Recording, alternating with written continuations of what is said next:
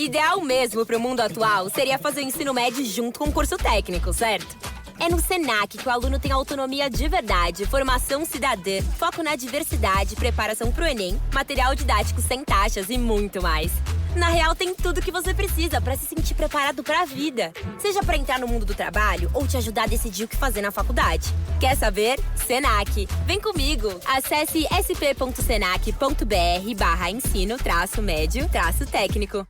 Exactly. I didn't have to worry about a thing being in Uganda. I was just a woman. I didn't have to worry about being a Black woman at all. I just was. Oh, why?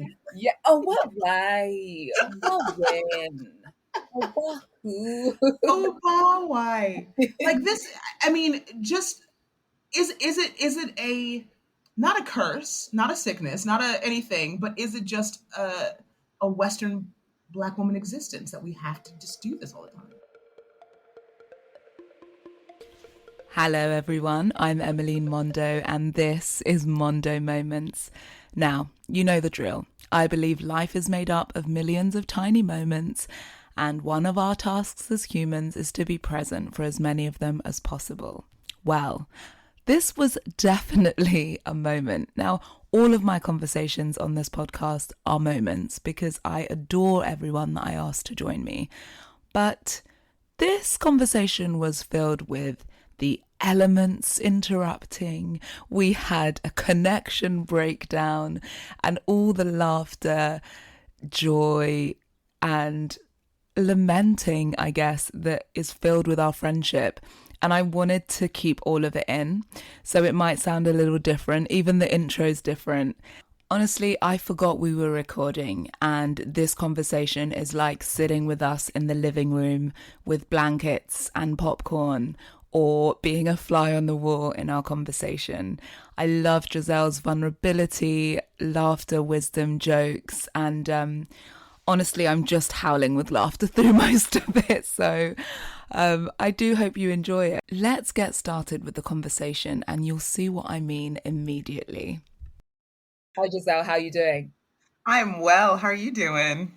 I'm just so excited to have you. I'm always like thrilled to be speaking to you because you're a joy. Oh, sorry, just some lightning. Oh, can you hear that? I can. That's exciting. Wow. Okay. Okay, pause. I'm going to close the window. Well, get ready for the train that's about to come by, barreling by the house very soon. So we're wow. But also, like, the ancestors are in the room. That was come on. That was a lot of energy. Okay, so I'm just gonna. I'm sorry, how crazy was that thunder? And I think that lightning was an indication of things to come. Let me tell you a little bit about Giselle LeBleu Gant. She is an actress from New York City. She graduated from the Southern Methodist University with a BFA in theatre and the Royal Central School of Speech and Drama with an MFA in classical theatre. Giselle recently finished her one-woman show, The Year of the Rooster Monk, which had a run in London, and she's also recently appeared on Christmas Hotel, which is on Lifetime Network. She has also been a host on BET on the series Black to Life and the SHIT. She's also been nominated for a Daytime Emmy for her role in the web series Anacostia. Giselle is a teacher, dreamer, creator, innovator. She's also my friend. Let's get into the conversation. Thank you so much for joining me, Giselle. We had a momentary interruption there of thunder and lightning, but that's cool. Tell me, how are you doing today? You're in LA, right? No, I'm in the Bay Area. Uh-huh. But I am doing very well. It's a beautiful, cold day randomly. It's cold in California. It's stupid. Like what, London cold? Or what do you mean by cold? Because I know those California colds aren't always like... It's early morning frost, like in the 50 degrees, like 59 degrees, 60 degrees. I don't know what that is in Celsius because they never taught us that. So good luck. I like the conversion. I was about to say, can you translate that into... Nope. Okay, all right, fine. Okay, so COVID, it's 21 and we're like nearly 5 months out of that COVID year. How are you feeling in this moment and after the year that we've had? I was optimistic at the beginning of COVID. I thought that everything was just gonna work out for the better. Like we're all gonna have a spiritual awakening. Like literally, everyone's just gonna emerge from COVID like dancing, like at the end of the whiz. Like I really thought that we were gonna sing Brand New Day in the middle of Times Square. And then um, yeah, then like life started to happen for me, and a lot of things happened to really shift my perspective. I thought my perspective was already shifted. I thought I was open and ready to receive, and no. And so when life started to happen and all of these things, I moved from New York, my home. I fell sick, like, death in the family of my grandmother. There was so much happening. Yeah. And then I really had to have a spiritual awakening and a shift.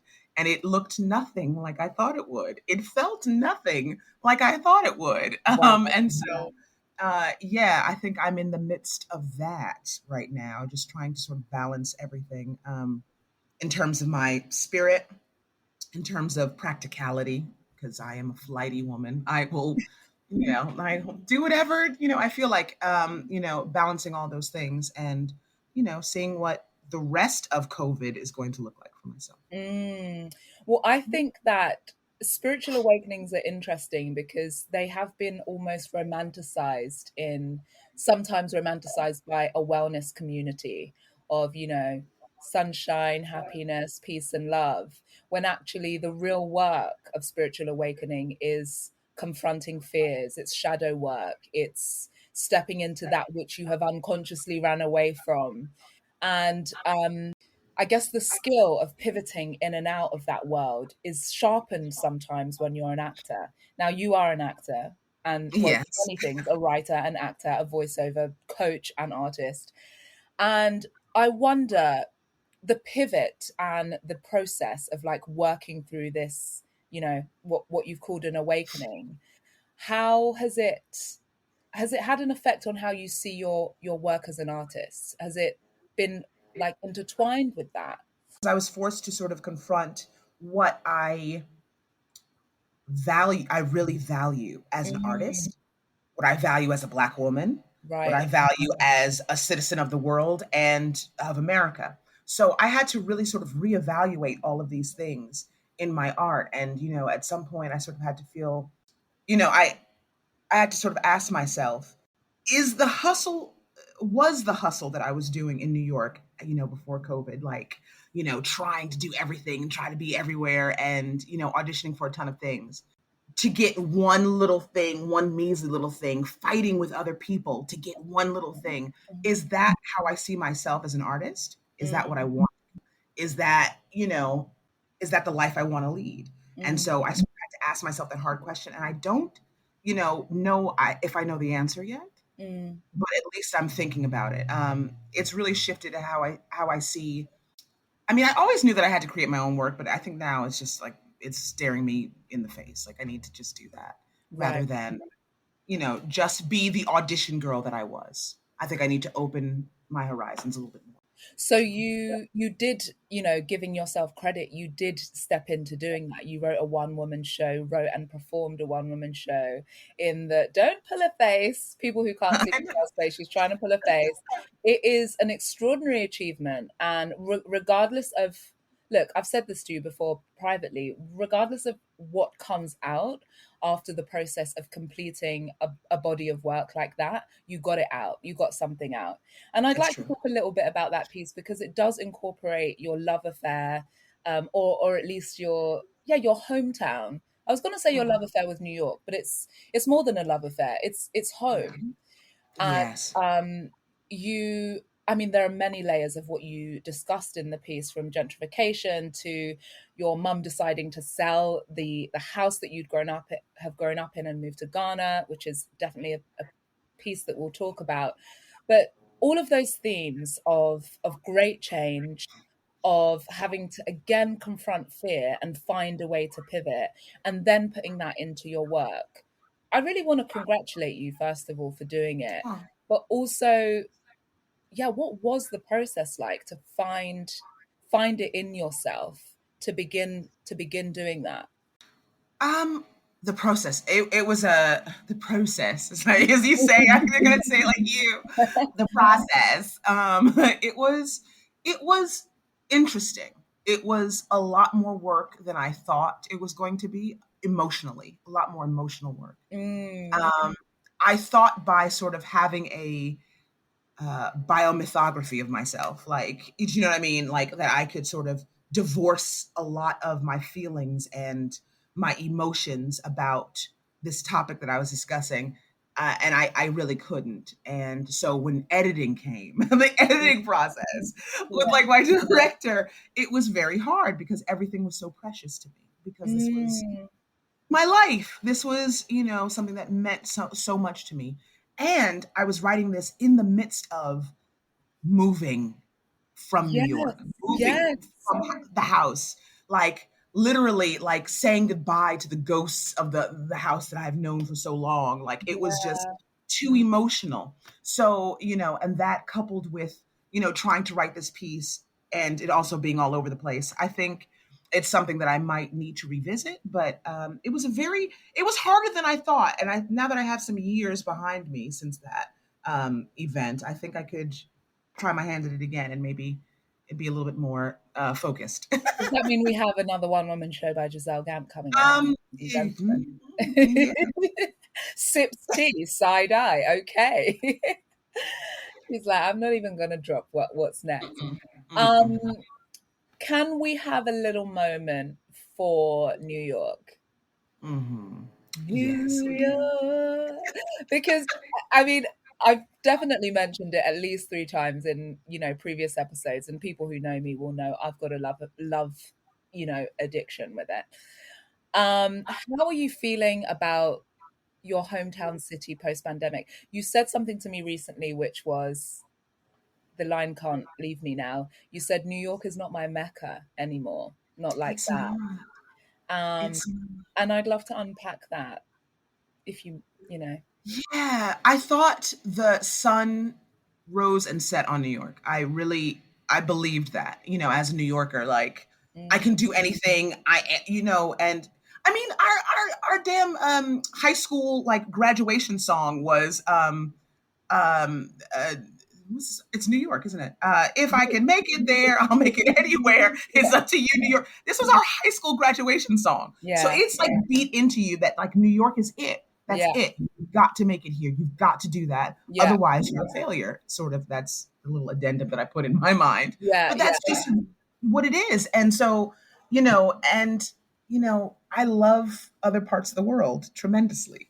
And seeing how New York, well, I'm not going to say that for those who love New York, Emmeline, You could but I speak, will say, I want you to speak honestly about your feelings about it now, because cities change and people change, and yeah, it informs us. yeah. It currently, I feel that New York is a little, it's not the place that I feel that can thrive, um, because there's a lot going on. It's very commercial, New York. There's less weirdness of New York. I mean, of course, there's New Yorkers are always going to be weird, but just on a sort of like grander level, there's less weird things happening. And I loved the weirdness of New York. I loved the fact that you can go to little hole in the walls, and they are true hole in the walls, started by mom and pops who, you know what I mean, who have like, I mean, like Jaffa Cafe was one of my favorite places to go in New York. The decor was absolutely disgusting. I mean, it was leopard, 1,000 different variations of leopard. Yeah, yeah, Right? Do you know what I mean?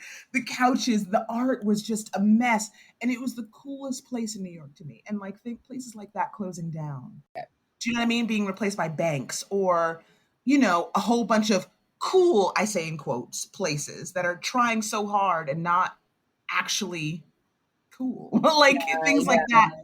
that. And New York has sort of lost its luster for me in that. And also, just being able to support yourself as a regular Joe Schmo human being in New York has grown harder and Mm. harder and harder. And a lot more people are leaving who are just regular folks, not so much artists, not so much, people who have a shot at making millions of dollars, but, it's just regular folks. And, that's what made New York for me. And so there's a mass exodus of all those people. And, I don't blame them. I have joined them. Yeah, you get it. I hear Yeah. you. And, gentrification and cities changing, it's something that will always happen. And I Yeah. think in certain periods of time, people are able to come together and push back against systems and establishments. And I think that one of the cities that has suffered the most with capitalism, like on a rampant rise, because it is this heartbeat of like so much, of Wall Street, of money and power, is New York. And I think, we've seen in the past the way artists have pushed back and fought and managed to keep a little bit. But where I'd agree with you is the pause, the COVID like global pause, as I like to call it, made you ask like, how am I living and how is this serving me? Yes. And, I can't deny, even though I still plan to be there, I can't deny that the mentality that I had when I was younger, when I thought I could survive there, I didn't mind too much if I had a sailor kitchen that was not in use because I was like, I'll be out anyway. I didn't mind Right. too much if I had like, a tiny little room because I'd be out anyway. And Exactly. all these things that you didn't care about actually you grow up, but also the pandemic made you say, are you living well, like without these basic things? And Exactly. I think all cities will suffer with this question because London is the same. Like London is, every Londoner will tell you, if you look at East London, for example, and Shoreditch and Dalston, it is just completely transformed. And there's so little character, so hard to like be able to be Mm-hmm. normal and survive in the center of London.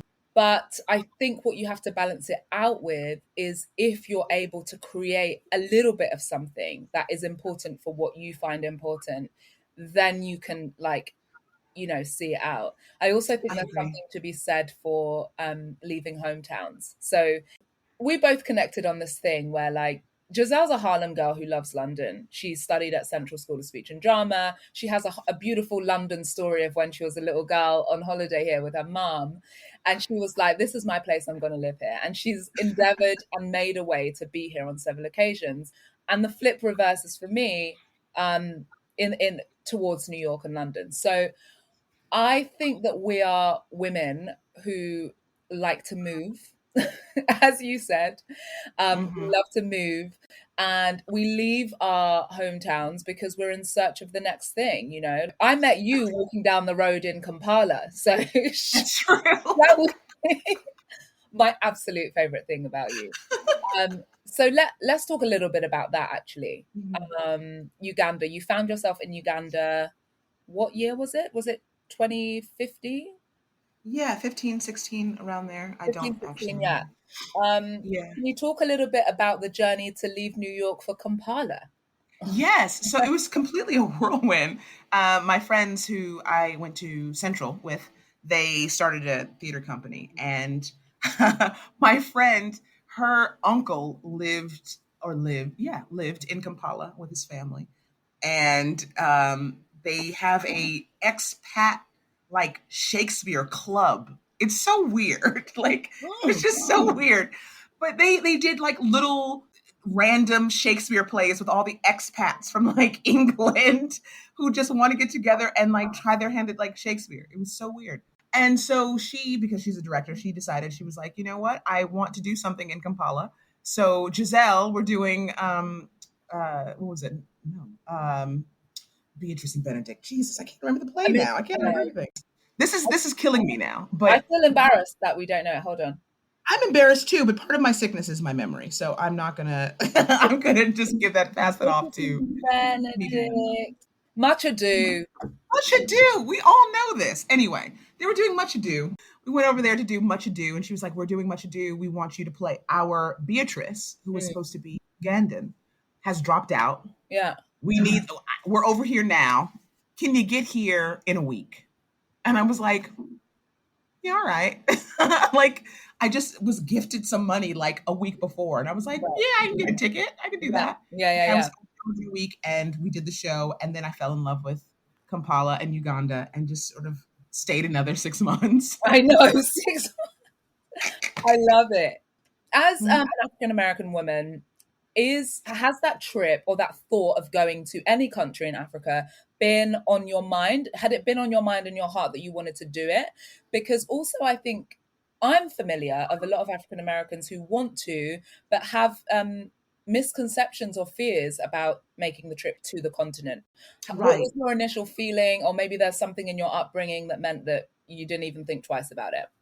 That's what it was. Right. So both my parents are Afrophiles. They have been to the continent 1,000 times, but never east. Yeah, my dad has been back and forth to Nigeria. He's had 1,000 jobs like I had. Like, he was selling diamonds at one point in Nigeria. He was a campaign manager for some dude, like running for, prime minister. It was just a lot. Yeah. So my family has been like everywhere. And so just the idea of going to the continent was nothing, and the first time I ever went was my dad was shooting a movie in Rwanda, and I went there with him. Wow. When I turned 21, I think. Wow. Yeah, because I got drunk on the plane right over because I could.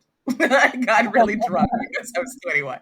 So being on the continent just seemed like second home to me. Right. Doesn't matter where it was, second home. So Yeah, I mean, that's a blessing that your parents had began making that journey, and so you were well informed in it. I was always really curious about just about the ease of being there, because I'd been traveling back to Uganda for some time, and I'd not met, the only Americans I'd met were expats, and they were white expats. I mean, you were too, but they were white, is what I'm trying to say. Wait, what? Oh, I was like, I thought you said I was white too. I was like, don't. No. Call me a Mzungu. Don't you do it. No way. Technically, it's funny because expats, a friend said to me at the time when I was going back to UG, and he was like, yeah, my parents, I don't know why when in conversation with white people, they say immigrants. My parents are expats. Both his parents are doctors. And he was like, they're expats here, but why do we use expats for white people who move to the continent? But, educated Africans who move to Europe are called immigrants. Oh, girl, we know why. Stop it. Yeah, well, we know why. Right? But yeah, he put it like that, and I was like, yeah. So technically, you were an expat in UG. Yes. In a way. Yes, I am. I know. And I was using it to my full advantage. You were rocking it, and I really miss Uganda. What do you miss most about it? The motorbikes. Taxis. Bodas. Kati. What about a Rolex after a party? Wow. Rolexes. I tried my hand at making one here, and it was really bad. It doesn't. It was really bad. It doesn't seem the same. I don't know what it is about. I don't know. I think you've got to be like existing in that sort of like heat and that kind of ease for it to feel all right. And going down to the market like in Gaba and like getting a whole fish. Oh, fresh fish. Yes, and cassava and kachumbali, and then having a Nile special. That is what I miss the most. Hey. When are we going back, Em? My God. Get me back. Well, actually, you've got a trip coming up, haven't you? Mm-hmm. Ghana and Tanzania. And it's TZ is on now, honey. You just dropped that to me now. TZ is on. Okay. Wait, so that obviously means Zanzibar is on. Absolutely. I'm saying a week in Zanzibar. And Emmeline, we must discuss property. Oh, yeah. So I'm literally looking at a lot of property in Ghana when I go, because I just need to own some land. But I've known this guy for a while, but he is in Tanzania. He is a real estate guy, and he is telling me and showing me all the properties for sale in Zanzibar for. Why are you just no? This is a post-pod breakdown, babe. We must on Zanzibar. Yes, I am. I know. So this is why I believe in getting a gaggle of friends together and buying or doing something with property somewhere else. Yeah. So you all can have a summer home. Yeah. You can like timeshare it with each other. Yeah. We must do that. I think as a people, We As must a do that. people, it's essential. A place to be, a place to breathe. I think this is so important. So we'll Yes. continue this after the podcast, because I want to break this down, figure it out.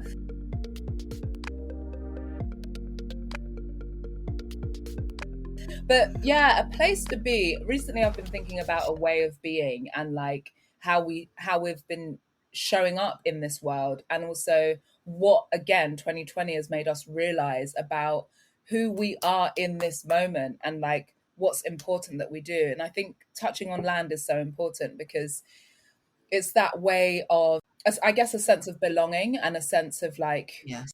taking off a fight. Yeah. And I know, obviously, you've grown up in Harlem and you know America inside out. Is there something about 2020 that just made you think enough is enough? Hence this property. I mean, Yes. yeah, this I property mean, I've always been threatening to leave you have America. I've always, for some years. for some years, I've always been threatening. But I think now is just sort of like, it's really apparent to me, because I also, in the very near future, I want to start a family. And so where do I want to start a family? Yeah, That's also a very, prominent question in my head. yeah, So I yeah, gotta, do you know what I mean? And I know it's not going to be here. I don't want it here. Do you know what I mean? There is something about America right now that doesn't appeal to me, and it's governmental and just care of the people. And I'm sure I'm going to be hard pressed to find, any country yeah. on this map where they care about their people enough. Do Right, you know what I mean? right. But I just know for me this ain't it. But again, it might just be the wanderer in me who wants to try to find something better somewhere else. It could be. It may Yeah, not. I mean, what do you think about? I often hear people, particularly in the UK, speak about how terrible, I'm using air quotes, America is at the moment. And then I say to them, name me another place in the Western world where you can name over 5 African American women and over 10 African American women in positions of power across industry, and who are really leading a conversation that's inclusive.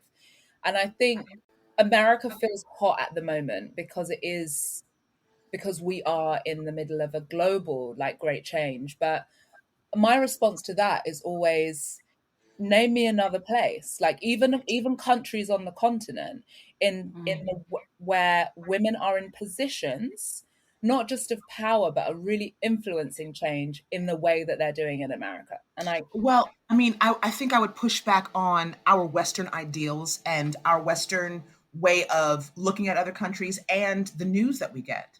Because personally, you're right. I don't know, because I'm not exposed to those places. Do you know what I mean? I'm sure in South Africa, there are 11,000, but do I know them? yeah, you're right, actually. Right. I don't know them. Do you know what I mean? Tanzania just had their first female president. I mean, she's probably going to pack her cabinet with a lot of stuff. But do we know them as Westerners? No, because that's over there. That's Africa. It's not over here. It's not. Do you know what I mean? What we think.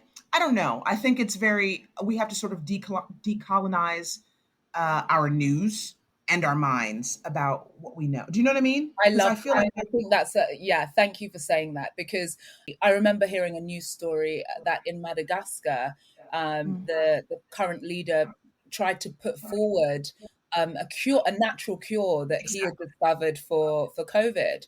And it was like, simmer down with that. But what are the Exactly. numbers and rates of COVID in Madagascar? They're so low.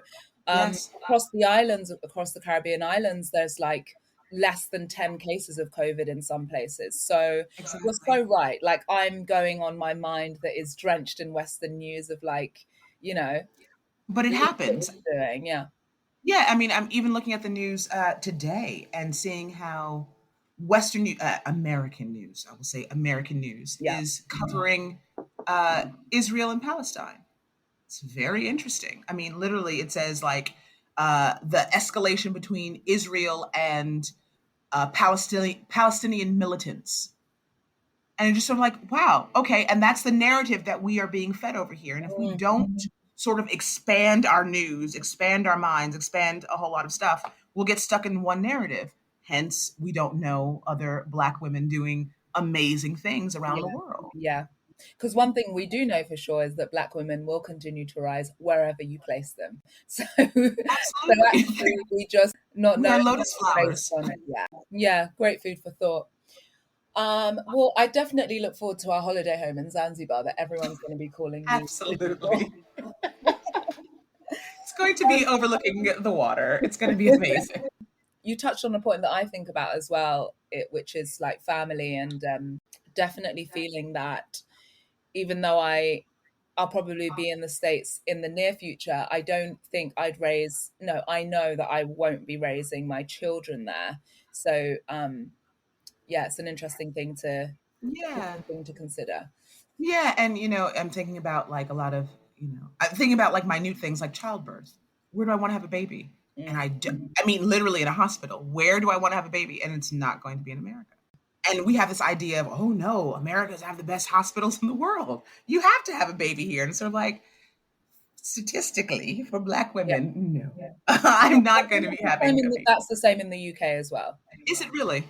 Yeah. We've just had like loads of back-to-back documentaries about it, and it's to do with the medical profession and how, well, many factors, but mostly how they don't believe our pain,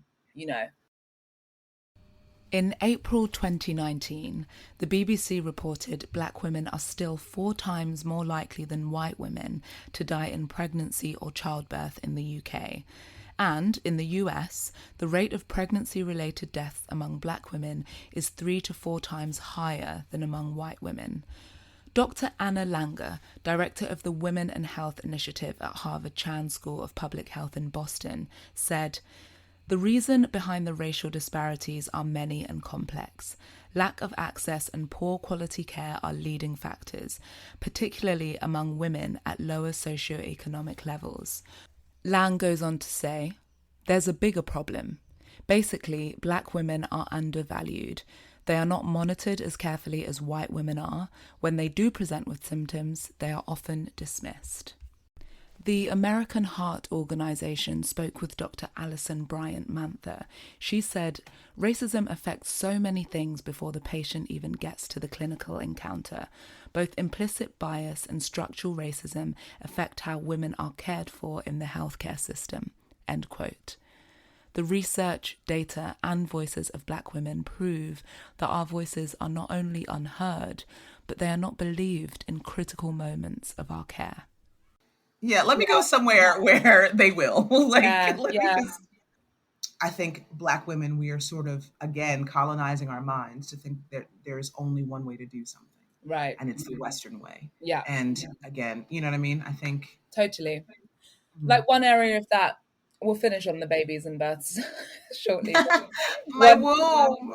One part of that recently, I was speaking with my sister about how in gynecology in the West, the only reason women lay on their backs to give birth is so that men could have a look at what was going on, when really the best position to give birth is to actually be in a squat. So the way that women do have, give birth in the village is that they get into that squat position. It makes sense because the baby then just comes out. And so you're not supposed to be on your back because, it's the change of flow and gravity. And I was like, that is just like a very simple, basic thing that people would easily disregard. But when you look at the practical nature, instinctive view of that, it's like, why are we lying on our backs to do exactly? What are we doing? Breathe. And just think about how the breath and the push that you get when you're in that lower squat position. And what's even sadder is that, could you imagine trying to stand up in a hospital bed? Or all the doctors around, you're like, actually, I want to squat. They're going to be like, lay your ass down. You're not squatting anything. We're going to pull this baby out of you. Yeah, you know what I mean? Yeah. Fascinating. Thank you for this baby talk. Thank you so much. Well, the other thing I'm thinking now about, and I think this question for everyone is so up in the air because, what the hell is anyone doing? But in terms of... I want to ask a question about, how you might create in the future, what you're thinking about creating and or just being a part of, what's inspiring you and what's moving you as an artist, or what's inspiring you as, Miss Giselle Gant, what should I do post 2020? Because I think it could be anything. I'm actually in a place that I am not really inspired. Oh, And that's what's really sad. I think I'm mourning my inspiration right now. I am just in a place of consumption, and I'm consuming a whole lot of data and consuming a whole lot of content. And I'm just sort of like, I'm very clear about what I don't like. yeah, I'm very clear about what's cute, but I don't really know. I am having trouble seeing how I fit in. right. In this And moment. so in this moment, thank you, Emily, in this moment. So I have to so I think when I go back to Ghana, it's really going to be a chance for me to really explore that for myself. Ghana is going to be a real fun and yet quiet time for myself to sit with myself and my art, and that is my aim, and that is my that's going to be my purpose when I go out there. Yeah. Because I just feel vastly uninspired. I mean, we're also in a pandemic. True, that's very true. So it's fine how you're feeling. And I read something recently. I don't know if you've come across this word, but psychologists were sort of bringing it forward as something for us to bring into our lexicon, which is the word languishing. This was in the New York Times, and to languish is to be in a state of non-event or feel unsuccessful. And so when people say, "How are you?" and you say, "I'm languishing," it's just this nothingness. And apparently this is going to be like the number one feeling in 21. And I was like, I'm going to learn that word because Yes, thank you. it's like yeah, even I like saying it, languishing. I guess I'm just bringing it forward to say it's fine to feel uninspired at the moment because we're moving out of something. And as you said at the beginning of the pod, you've gone from a move, you lost your grandma, like had news about your health that you're now working through. And it's like, there's so much information to process. Yes. But I think what being an artist as well, and an artist in a competitive sort of field, as sort of just, acting is, you also feel behind the eight ball. You also feel that there are other people creating. They're getting so much done. People are doing so much. They're actually getting rich in this time. What am I doing? I'm not doing anything. I'm sitting here like with a bottle. I literally have a bottle of wine on my desk and like just looking out the window. What am I doing? What am I doing? And I'm not producing. And this feeling of that I'm not producing. I'm not producing. So ergo, I'm not viable. And I'm not. Do you know what I mean? I'm not. And what can we just name the system that makes you feel that if you're not producing or viable, you're not valuable? Capitalism, absolutely. What's that system we're trying to break down? Yes, this was a teachable moment by Emily Mondo. Thank you. Yeah. I mean, we all do it. We're all there. I think. Yeah, I think one thing everyone will say is that everyone's had that feeling of like, oh my gosh, they're doing so much, they're being so productive, they're getting this and that done. And I think it's waves and it's process, and it's about compassion, right? Finding a way to be kinder to ourselves as much as we can. I think both you and I have learned that we have to be in that way, especially in the industry. Well, in the film and television industry, which we're both like, am I even in it? Am I even in it? Am I still considered an actor at this point? Let's unpack this because it's it's awkward and like sweet and like hopeful. No, look, I think I said this to you again off the record. Like, to me, you're an artist and always an actor. And the lesson for me in 2020 was remembering who I am, actually. Remembering that by nature, I'm a storyteller. By nature, you are a storyteller. And that's a part of our calling that's actually non-negotiable and actually not up for debate. Like, we can debate how successful we are. We can debate whether we're doing it or not. We can debate whether it's good or not. But we're storytellers. That's true. So let's round that off nicely. Okay, thank you so much. All right, yes, we are storytellers. We are, but it's a very real like struggle, fear, and challenge to feel like one, to feel worthy when you're not actually doing it. How do you feel about the process of acceptance in that? Are you getting any better at it? Am I getting better at it? No. I think because I'm just generally just hard on myself. I'm not getting any better at it, but I think I know that in this present moment right now, how I'm with myself and how horribly I talk to myself about certain things, but I also know that in the next moment, I have the ability to change that. And so it's just allowing myself to be in those other moments where I am being nicer to myself, I guess, and and talking to myself in a better way, and just sort of thinking outside of the box and being more optimistic. I think that's the struggle I'm having right now, is to have more of those moments. Yeah. But I'll get there. I'll get there, and I'm sure I'll get there in Ghana. Yes, yes, I believe that. How has your Buddhist practices helped you with that? Are you still practicing, or spirituality? How's that sat in acceptance? I think because I was born Buddhist and grew up Buddhist, the way I think about things are very Buddhist. Now, the practice of it, I'm lazy. So I'm not, I mean, my practice has gone to the wayside. Yeah. But the thinking and the thought processes and the tenets of Buddhism are always there in the back of my mind. Yeah. For example, the ability, what I just said, the Yeah. ability to change moment to moment. Yeah. That's very Buddhist. Yeah. And that's just inherent in me. Now, whether I actually get up in the morning and do and chant, no. I mean, I'm just lazy. But but I know I can always call back to that. And always the Buddhist sentiment, always the Buddhist tenets are there within me. So. Yeah. I think it's beautiful to just recognize that they're always there with you, because I kind of feel that about grace and spirit, right? Like, I might forget to pray sometimes, or might forget who I am, Yeah. the Yeah. this infinite channel of like energy and like divine light within me. I forget, we forget every Yes. day. But because I've known it, it never leaves me, Exactly.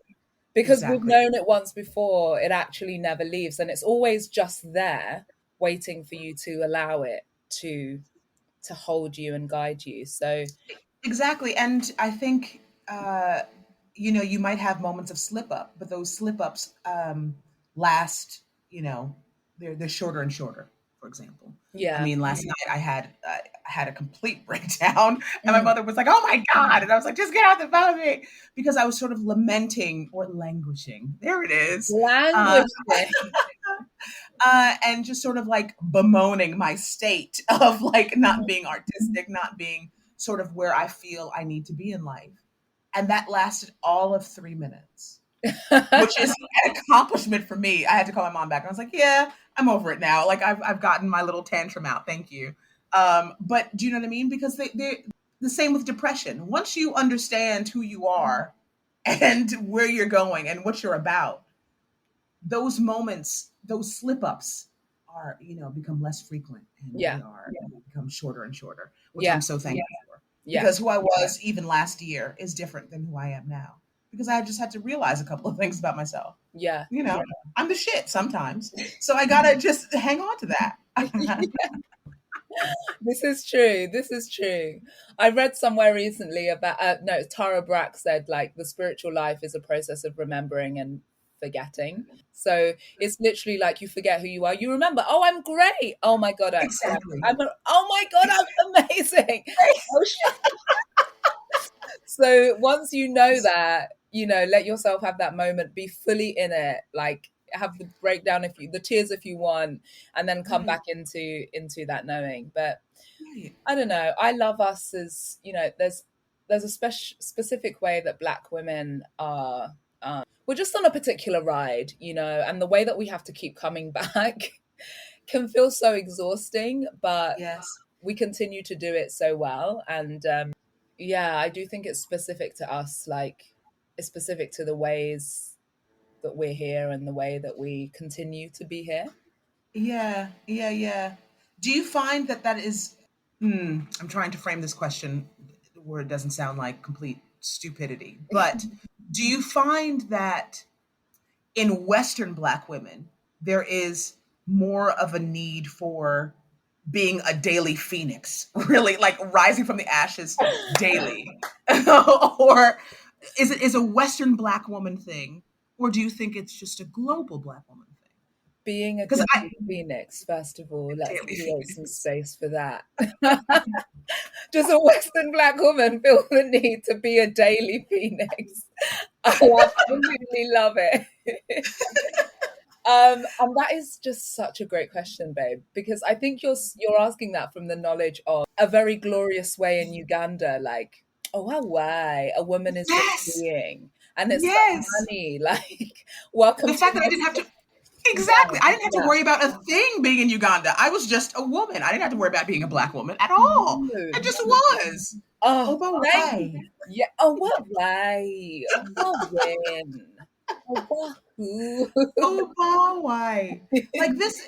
I mean, just is it a not a curse, not a sickness, not a anything, but is it just a Western Black woman existence that we have to just do this all the time? A product of the system. Yeah, I think that, yeah, there's certainly a way of being that we in the West, we Black women in the West, can could lean more into, but I know why we Mm, don't.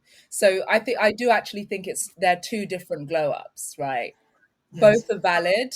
Like, I'd rather the latter. I think absolutely. you're about to sit in it in Ghana, which is like this very it's a knowing, right? When you're Yes, on the continent, in the motherland, or in your homeland, where, as you say, you're just not thinking, you don't realize what you've been carrying until you get into a country where everybody looks like you and you're not even thinking about it. You don't realize how heavy it's been until you're oh on my it. God, So I'm that is so a word. it Yes, is, and I'm glad that you mentioned that, because when I started going back to Uganda, and it was around the time that I met you, I was like light on my.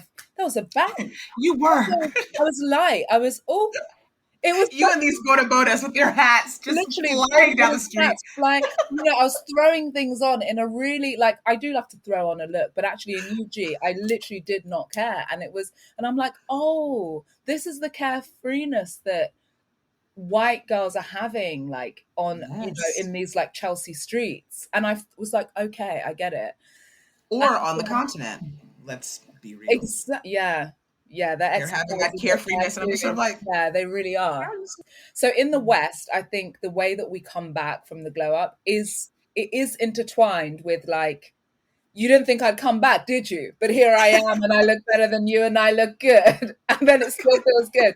Whereas in UG, I feel like the regular woman can, like, step out in a little touch yes, here, get a little chapati here, like, basically not do too much and be everything and enough, and know yes, it.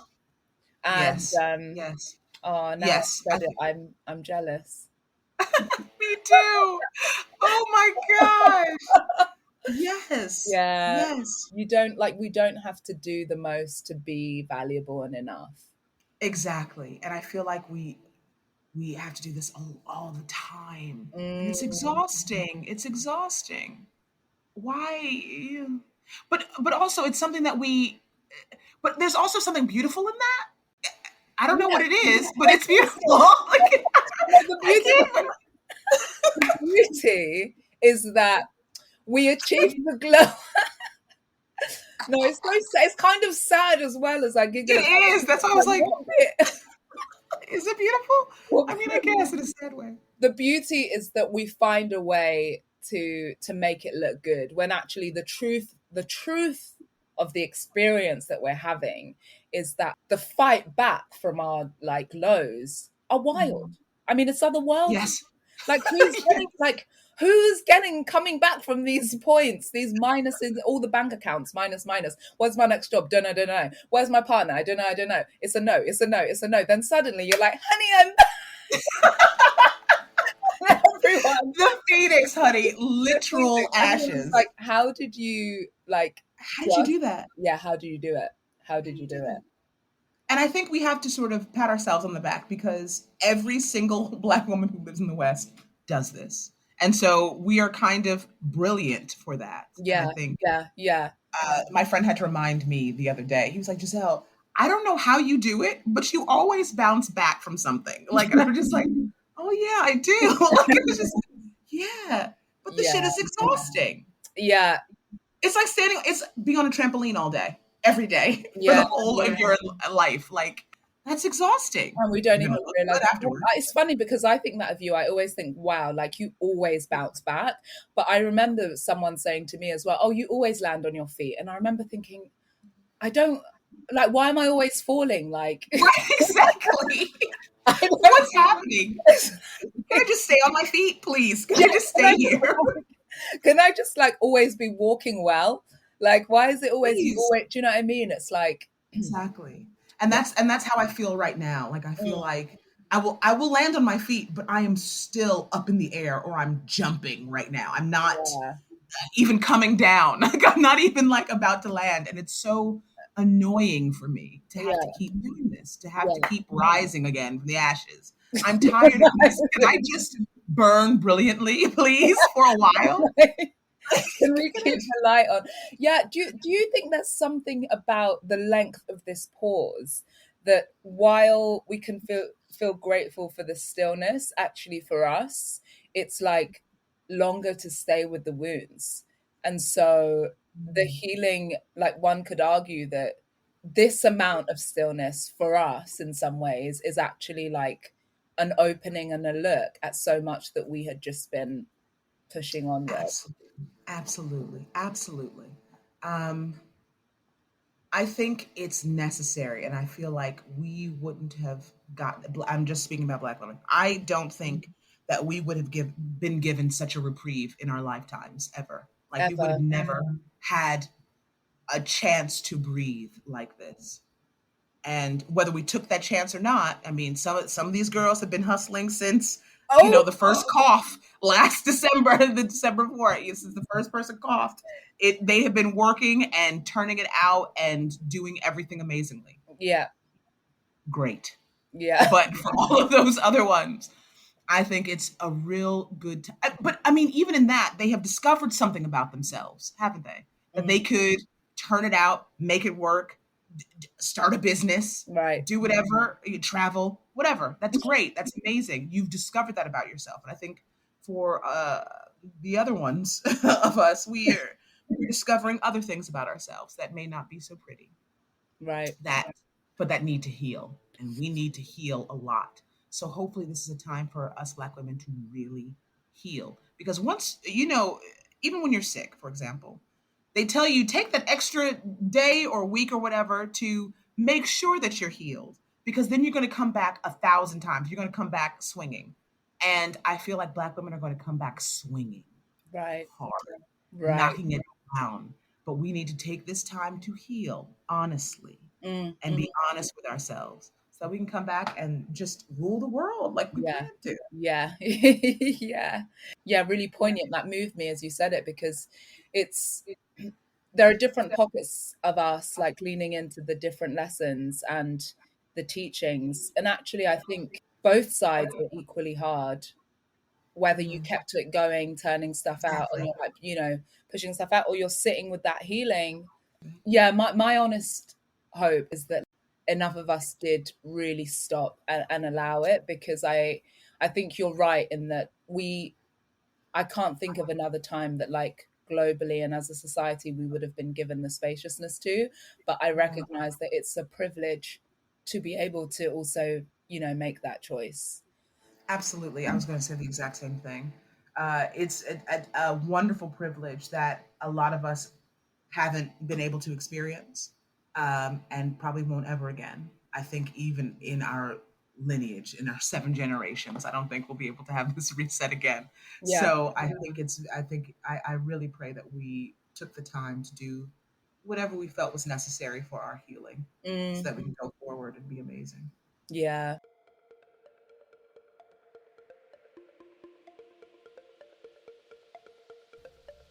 Thank you for listening to Mondo Moments. If you're enjoying these conversations, please remember to like, subscribe, and share. And you can leave comments either on my social media or on the review button on the app that you're listening to. I'd love to hear what you think. Thanks for tuning in, and we shall be having more conversations very, very soon. Bye-bye.